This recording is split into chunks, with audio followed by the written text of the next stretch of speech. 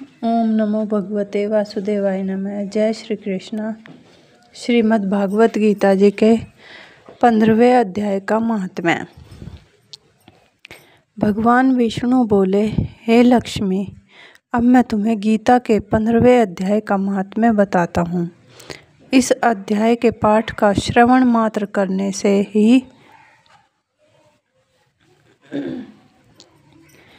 प्राणी को परम पद प्राप्त हो जाता है। प्राचीन समय की बात है। एक नगर में पृथ्वी सिंह नाम का एक राजा राज्य करता था। उसका मंत्री शूरवीर काफी साहसी था। राजा उस पर नेत्र मूंद कर विश्वास करता था, परंतु मंत्री के मन में कपट था। वह राजा की हत्या करके स्वयं राजगद्दी पर बैठकर राज्य सुख भोगना चाहता था।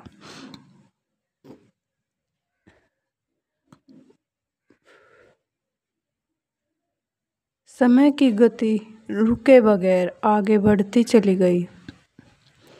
इस बीच मंत्री राज्य को हड़पने और राजा की हत्या करने के मंसूबे बनाता रहा। एक दिन मंत्री ने देखा कि राजा बेसुध सोया हुआ है। उसके रक्षक भी गहरी नींद के आगोश में समाये हुए हैं। मंत्री शूरवीर ने सोचा कि राजा की हत्या करने और राज सुख भोगने का इससे अच्छा मौका उसे नहीं मिलेगा।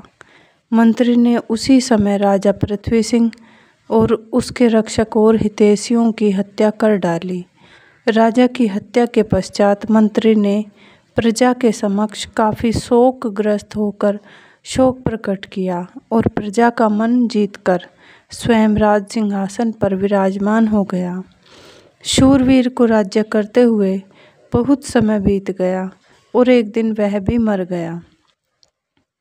जब यमदूतों ने उसे धर्मराज के समक्ष पेश किया तो धर्मराज ने कहा, हे यमदूतों, यह बहुत बड़ा पापी है, इसे घोर नरक की यातना दी जाए।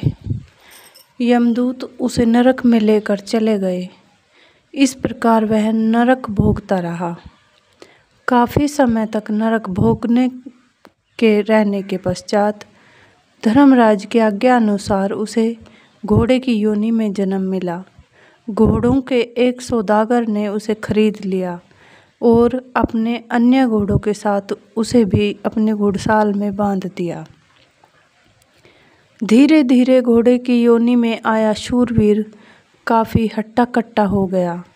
एक दिन घोड़ों का सौदागर बहुत से घोड़े लेकर दूसरे नगर में गया।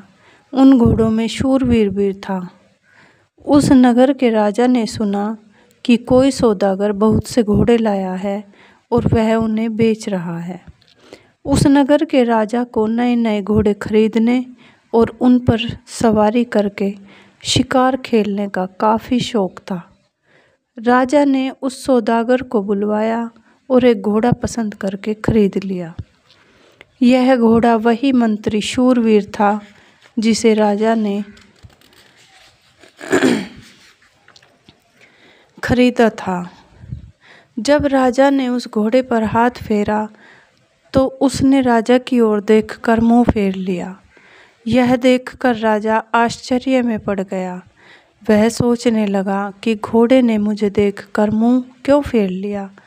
क्या इससे पहले भी इसने मुझे कहीं देखा है? तरह तरह के विचार राजा के मन में उठने लगे। काफ़ी सोचने विचारने के बाद जब राजा ने एक योग्य पंडित को बुलवाया और उससे पूछा कि हे ब्राह्मण देव, हमने जो घोड़ा अभी अभी खरीदा है उसने हमारे चेहरे की ओर देखते ही अपना मुंह फेर लिया, इसका क्या कारण हो सकता है?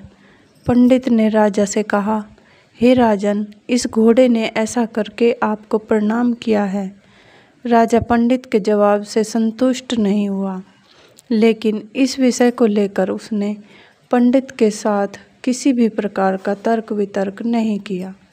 कुछ दिनों बाद राजा उसी घोड़े पर सवार होकर शिकार खेलने गया। राजा शिकार खेलते खेलते जंगल में काफ़ी दूर तक निकल गया। पहले राजा तीर से शिकार करता था लेकिन उस दिन वह अपने शिकार को हाथों से पकड़कर मारने लगा। राजा को उस दिन शिकार में काफ़ी आनंद आया और वह काफ़ी प्रसन्न भी था। शिकार खेलते खेलते जब दोपहर हो गई तो राजा को प्यास लगी। उसे पास ही स्वच्छ जल से भरा एक तालाब दिखाई दिया। उसी तालाब के तट पर एक साधु की कुटिया थी। राजा वहीं अपने घोड़े से उतरा और घोड़े को एक वृक्ष से बांधकर साधु की कुटिया में चला गया। उसने कुटिया में जाकर देखा कि साधु अपने पुत्र को गीता के 15वें अध्याय का पाठ याद करा रहा था। उसने वृक्ष के पत्ते पर श्लोक लिखकर अपने बेटे से कहा कि इसे कंठस्थ करो और खेलो। राजा ने जिस वृक्ष के साथ घोड़े को बांधा था वहाँ अनेक पत्तों पर गीता के श्लोक लिखे पड़े थे। साधु का पुत्र वृक्ष का पत्ता लेकर खेल भी रहा था और श्लोक भी याद कर रहा था। उस पत्ते पर अचानक घोड़े की दृष्टि पड़ी। गीता के 15वें अध्याय के श्लोक को देखते ही उस घोड़े की अधम देह छूटी और उसने देवदेह पाई। स्वर्ग से विमान आया और वह उस पर बैठकर बैकुंठ को चल दिया। कुछ ही क्षणों बाद पानी पीकर राजा साधु की कुटिया से बाहर उस वृक्ष के पास आया जहाँ उसने घोड़ा बांधा था, लेकिन वहाँ उसका घोड़ा मरा पड़ा था। यह देखकर राजा चिंतित होकर बोला, मेरा घोड़ा कैसे मर गया? इसे किसने मारा? तब आकाश मार्ग से स्वर्ग की ओर जाते हुए घोड़े ने कहा, हे राजन, तेरे घोड़े का चैतन्य रूप मैं हूँ।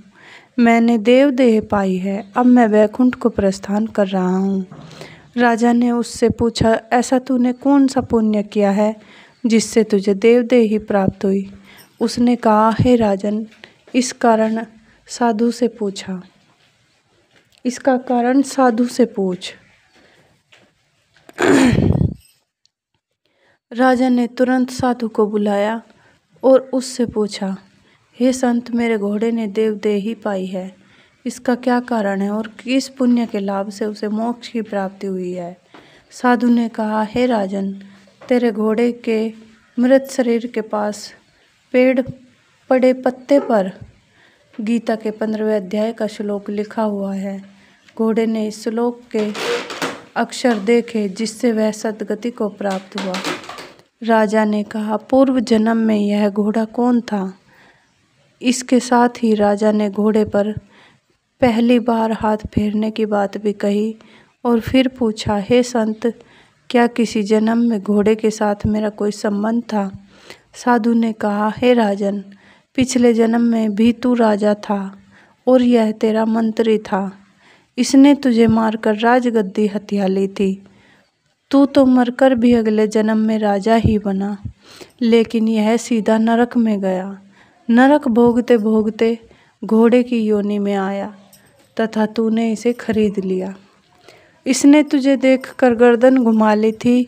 इसका तात्पर्य यह था कि वह कह रहा था कि हे राजन, तूने मुझे नहीं पहचाना, लेकिन मैंने तुझे पहचान लिया। इतना कहकर साधु चुप हो गया। राजा ने साधु को साक्षात दंडवत किया और अपने महल की ओर चला गया। राजा ने अपना राज्य पुत्र को सौंप दिया और स्वयं जंगल में चला गया। वहाँ वह तप करके नित्य गीता के 15वें अध्याय का पाठ करता था, जिसके प्रभाव से राजा भी परम गति को प्राप्त हुआ। कथा समाप्त करने के उपरांत भगवान विष्णु ने कहा, हे लक्ष्मी, यही 15वें अध्याय का महात्म्य है, जिसका पाठ करने से पापी मंत्री भी घोड़े की योनि त्याग कर देवदेही को प्राप्त हुआ। जय श्री कृष्ण। ओम नमो भगवते वासुदेवाय नमः।